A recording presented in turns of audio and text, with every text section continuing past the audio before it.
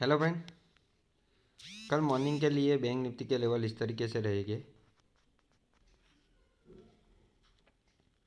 39,400 सी, 39,400 सी इसका buying level रहेगा 225 अबो by. ऐसा रहेगा 190, टारगेट रहेगा 250, 280, 350 प्लस।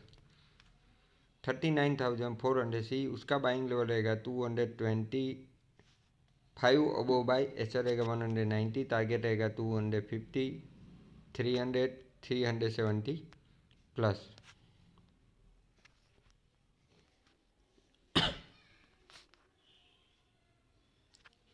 39,300 पी, 39,300 पी उसका बाइंग लेवल रहेगा 230 अबो बाई। ऐसा रहेगा 190, टारगेट रहेगा 250, 280, 400 प्लस। 39,300 पी उसका बाइंग लेवल रहेगा 230 अबो बाई। ऐसा रहेगा 190, टारगेट रहेगा 250, 280, 400 प्लस।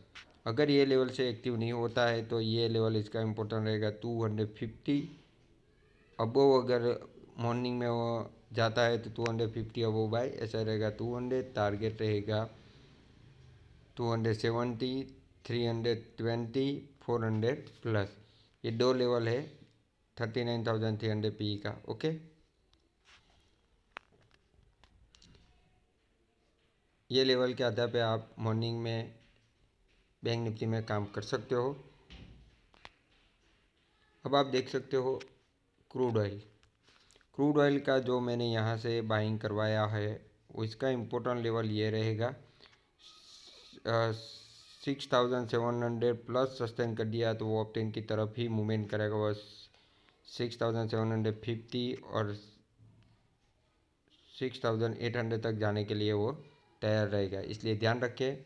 इसका इम्पोर्टेंट लेवल है जहाँ से मैंने बाइंग करवाया है। अगर ये लेवल उसका सपोर्ट लेने आता है तो नीचे से एवरेज भी मैंने दिया है, क्योंकि मैं कभी ज़्यादा एवरेज नहीं करवाता हूँ। मगर ये सारे के सारे लेवल देख सकते हो आप, इसके ऊपर ही रुकने पर ही वो अपटेन की तरफ ही मूवमेंट करने वाला है।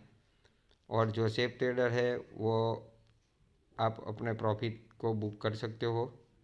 अगर रिस्क नहीं लेना चाहते हो तो आप प्रॉफिट भी बुक कर सकते हो, ऐसा नहीं है। आपको यहाँ पे भी अच्छा प्रॉफिट मिल गया 65 से 95 तक का, मगर वो ऊपर की तरफ ही मूवमेंट करेगा। ओके, अब आप देख सकते नेचुरल गैस भी मैं यहाँ से शॉर्ट था, इसलिए मैं बाय ही बाय दे रहा था। मगर मैं एसएल छोटा देता हूँ, इसलिए मुझे एसएल यही लग रहा था, इसके नीचे का एसएल। मगर फिर भी मैं सोच रहा था कम एसएल में अगर 2 बार बाई करवाना पड़ा तो हो सकता है और बड़ा प्रॉफिट मिल सकता है, इसलिए ये ऊपर की तरफ ही भागा। आप देख सकते हो नेचुरल गैस ही बहुत अच्छी सी मूवमेंट थी, अपट्रेंड की तरफ ही जाने वाला था और अच्छा सा दिया। अभी भी इसका अगर बाइंग करना है तो 390 से बाइंग कर सकते थे हम और ये ऊपर तक जाए, मगर मैं रिस्क देना नहीं चाहता था।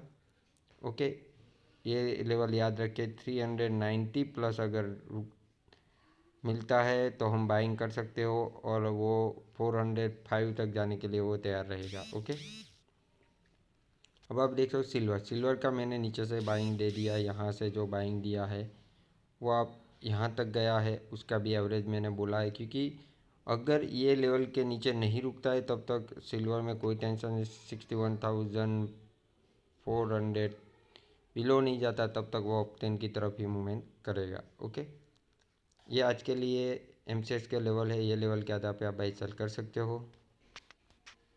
ओके,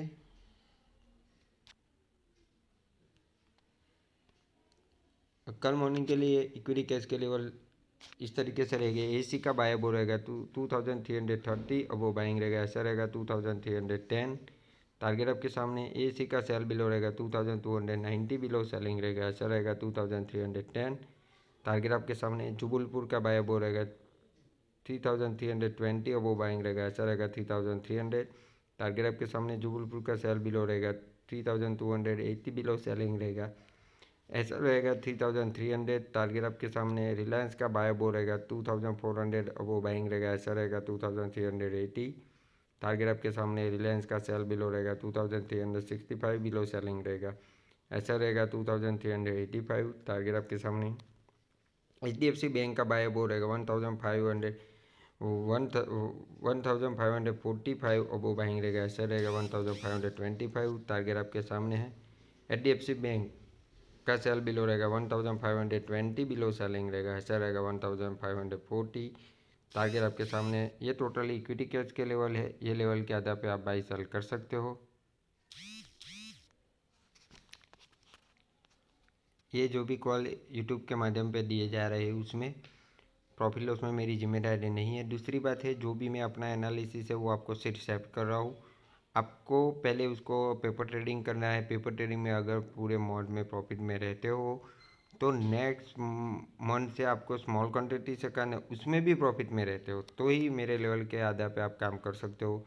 उसमें मेरी कोई जवाबदारी नहीं प्रॉफिट लॉस में, इसलिए आप अपने हिसाब से काम कर सकते हो। ओके, जो भी कॉल दिया गया है वो अपना एनालिसिस शेयर कर रहा हूँ और आप उसके द्वारा प्रॉफिट भी कर सकते हो। अब आपको जैसे मैंने बताया है, जो भी कॉल देता हूँ उसका स्टॉप लॉस को हमेशा आपको ध्यान रखना है। स्टॉप लॉस के बिना काम नहीं करना है।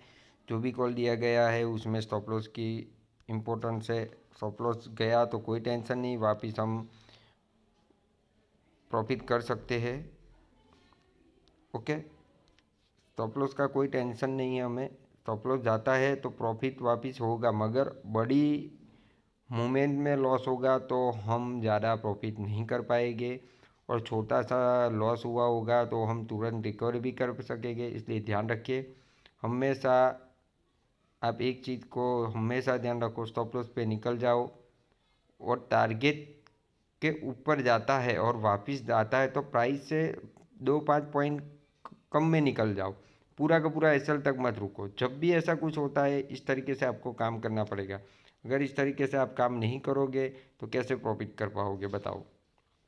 ओके, इसलिए ये भी आपको समझ में आना चाहिए कि अगर कोई कॉल में मैं श्योर ही होता हूँ, कॉल में ऐसा नहीं है कि मैं नहीं श्योर होता हूँ या वो होता है, मगर कुछ डाउट्स होते हैं तो आपको वो कुछ तो थोड़ा बहुत समझ में आना चाहिए, क्योंकि मैं पूरा टाइम ऑनलाइन नहीं रह सकता हूँ, कि पूरा टाइम आपको नहीं बताता रह सकता हूँ। मैं ये इसीलिए लिख के रख देता हूँ और जो भी लिखा है वो होता है, मगर अगर नीचे आया है तो आप वहाँ से निकल जाओ, वापस नेक्स्ट कॉल मिल ही जाता है आपको, या स्मॉल लॉस से निकल जाओ।